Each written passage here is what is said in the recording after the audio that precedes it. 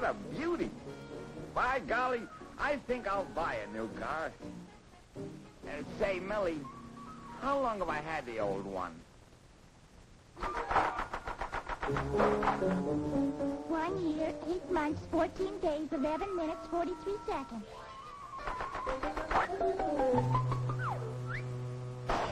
3 o'clock, boss. Time to go home.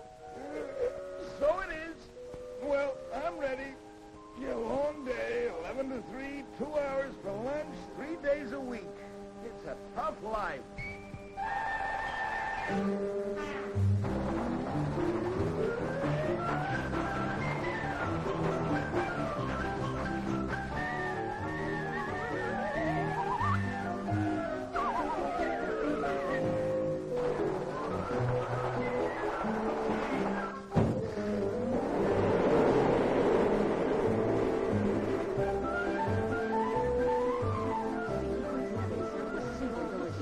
I've never eaten anything so fattening in my entire life.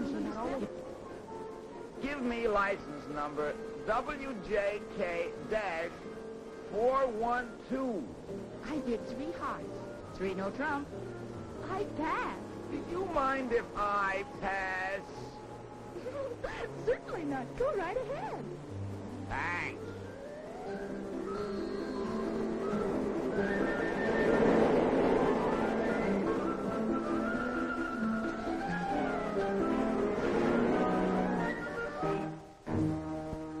No doubt about it. This bus is a little old-fashioned.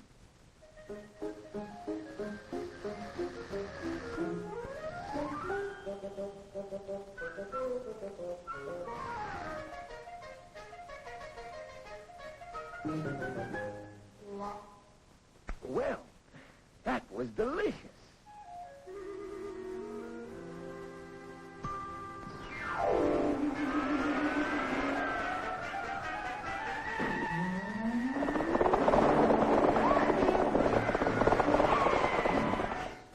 That concludes tonight's thrilling episode of our three-dimensional Western, brought to you by Energade, the combination soft drink, candy, and dessert with the three-dimensional flavor. Good, good, good.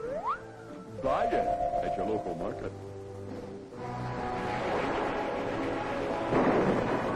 21st Century Cars presents your personal master of ceremony. Hello, folks. Say that. Now we are going to bring you a special entertainment feature which will show the development of the automobile. Oh, Pop! I want to see another cowboy picture. Quiet. I beg your pardon? Oh, not you. Say, those new models look terrific. They are terrific. You should see what your grandfather used to call an automobile. Okay, Sam, start the show. Now, folks, believe it or not, this is actually an automobile. When Grandpa was a 17-year-old hot rodder around the turn of the century, this job was the hottest thing on wheels. Grandpa's newfangled horseless carriage changed his whole life in more ways than one. Motoring was a thrilling experience even in those days. Since there weren't any doors in Grandpa's dreamboat, sometimes it was a little too thrilling. Every trip was an adventure in those days, and one thing you could always depend on: a flat tire. The old retaining rings on the rims didn't always retain what they were supposed to retain.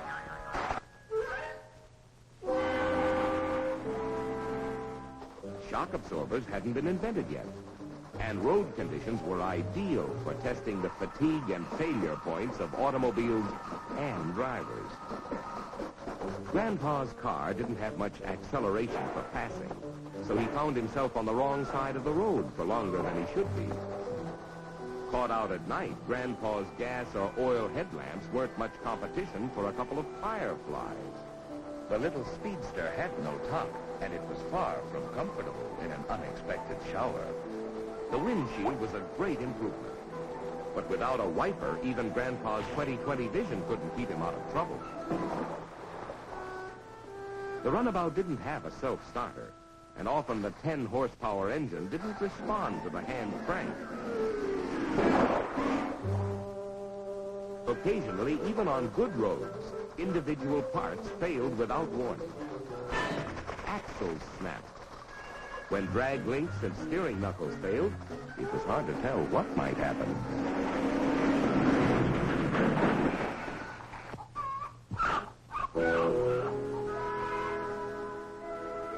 With every passing year, improvements came thick and fast. Stronger and safer wheels were developed with demountable rims for tires.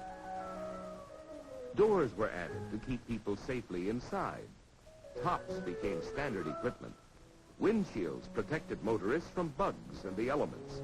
Wipers were invented to help the motorist drive safely in bad weather. The driver's seat was moved from right to left to make passing safer. The electric starter replaced the old hand crank. This remarkable invention enabled Grandma to get into the automobile driving act, and she really loved it.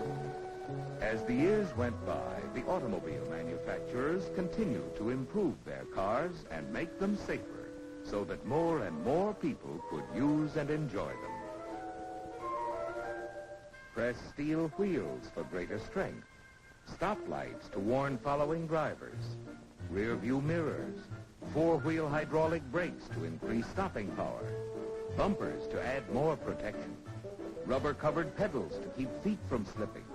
Safety glass increased passenger protection tremendously. Welded all-steel bodies and all-steel tops meant more strength and safety. Bumpy roads were smoothed out with shock absorbers, and Grandpa could sail along in comfort and safety. Through the years, the automobile changed from a novelty to a necessity. It created a new way of life. It provided a whole new concept of transportation for industry. And we became a nation on the move for work and pleasure. Besides designing better automobiles, the manufacturers developed research and testing techniques to help them build safer cars. The science of metallurgy met the challenge of creating more efficient and stronger parts and assemblies. Scientists used all kinds of technical equipment in research and development programs. Ingenious torture tests were designed to reveal fatigue and failure points in parts and assemblies.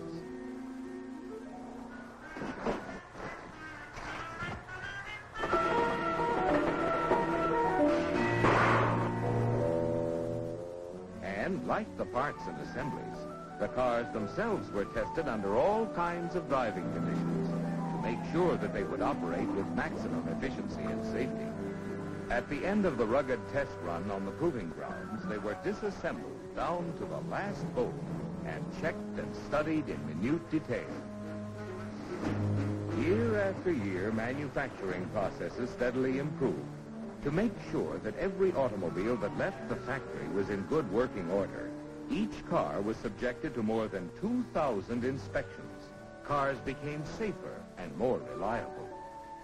So when Grandpa, still plenty spry in spite of his age, set out for a little trip, his car was reliable, safe, comfortable, and easy to drive. Safety door locks kept Grandpa secure inside the all-steel body. The adjustable seat quickly placed him in a comfortable position. The automatic transmission made driving easier. And easier controls meant safer driving. Styling contributed to safety. The low center of gravity gave more stability. Tubeless tires meant increased safety. New equipment kept Grandpa warm in the winter and cool in the summer to add to his comfort.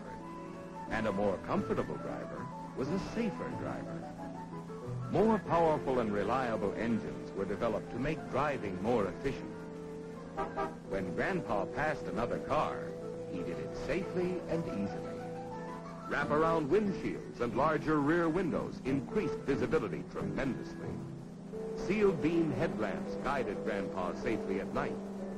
Power brakes made it possible for him to stop easily and quickly.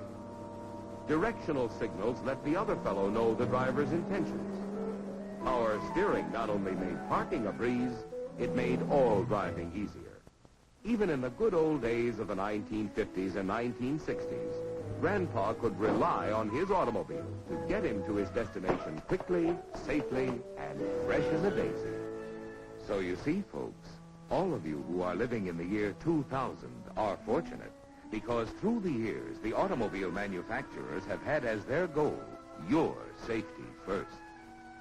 They have constantly improved the quality and safety of automobiles. And they will continue in the future as they have in the past to create cars that are more maneuverable, more responsive, more dependable in every situation, and easier, more pleasant, and safer for all of us to drive, including, of course, Grandpa. That's the ding-dong truth, folks.